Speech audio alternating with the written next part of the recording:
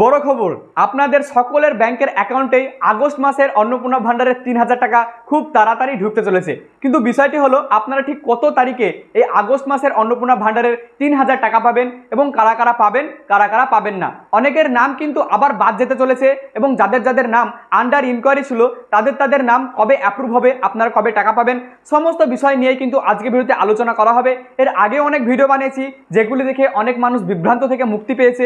তো চলুন আজকে ভিডিওর মূল অংশে যাই। কিন্তু তার আগে প্রত্যেক ভিডিওর মতো এই ভিডিওতেও আপনাদের কাছে একটি ছোট রিকোয়েস্ট করব, যদি এখনো পর্যন্ত আপনারা আমাদের চ্যানেলকে সাবস্ক্রাইব না করেন তবে প্লিজ আমাদের চ্যানেলটিকে সাবস্ক্রাইব করবেন এবং ভিডিওতে একটি লাইক করে, যদি এই ভিডিওটি আপনারা আমাদের ফেসবুক পেজ বা প্রোফাইল থেকে দেখেন তাহলে আমাদের ফেসবুক পেজ বা প্রোফাইলটিকে অবশ্যই ফলো করে রাখবেন। তো দেখুন, মুখ্যমন্ত্রী শুভেন্দু অধিকারী ঘোষণা করেছেন কিছুদিন আগেই যে যারা যারা যোগ্য তারা অবশ্যই অন্নপূর্ণা ভান্ডারের টাকা পাবেন, তারা কিন্তু অন্নপূর্ণার তালিকা থেকে বাদ যাবেন না। কিন্তু এর সঙ্গে তিনি এটাও বলেছেন যে যারা যারা অযোগ্য তারা কিন্তু অন্নপূর্ণা ভান্ডারের টাকা পেলেও তাদেরকে পরে ফেরত দিতে হতে পারে। আর যাদের যাদের নাম আন্ডার ইনকোয়ারি, আন্ডার প্রসেস ছিল, তাদের নাম সকলেরই 30 আগস্টের মধ্যে সকলের নাম ভেরিফাই করা হবে, যাচাই করা হবে এবং তারপরে আপনাদের সকলের নাম কিন্তু যারা যারা যোগ্য তাদের অ্যাপ্রুভ করা হবে এবং আপনি যদি যোগ্য হয়ে থাকেন তবে কিন্তু আপনাদের টাকা অবশ্যই দেওয়া হবে। আর যারা যারা অযোগ্য হবেন, যাদের যাদের নাম বাদ যাবে, প্রত্যেকটি পঞ্চায়েত অফিসে, প্রত্যেকটি বিডিও অফিসে তাদের নামের লিস্ট টাঙানো হবে, তাদের বাদ যাওয়ার কারণটা কি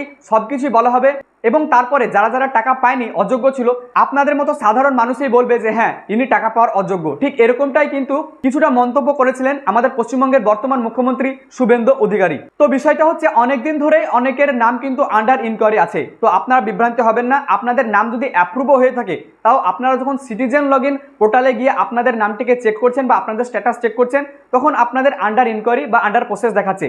কিন্তু আপনারা যদি এই সেম স্ট্যাটাস কোনো অফিসার লগইন অথবা কোনো অফিসে গিয়ে এই অন্নপূর্ণা ভান্ডারের স্ট্যাটাসটিকে চেক করেন তবে আপনাদের নাম যদি অ্যাপ্রুভ হয় তবে আপনাদের নাম অ্যাপ্রুভ হবে। কিন্তু যদি আপনাদের নাম অ্যাপ্রুভ হয়েও থাকে কিন্তু আপনি যদি আপনাদের সিটিজেন লগইন থেকে স্ট্যাটাসটি চেক করেন তবে কিন্তু আপনাদের নাম অ্যাপ্রুভ নাও দেখাতে পারে। এর কারণ কি?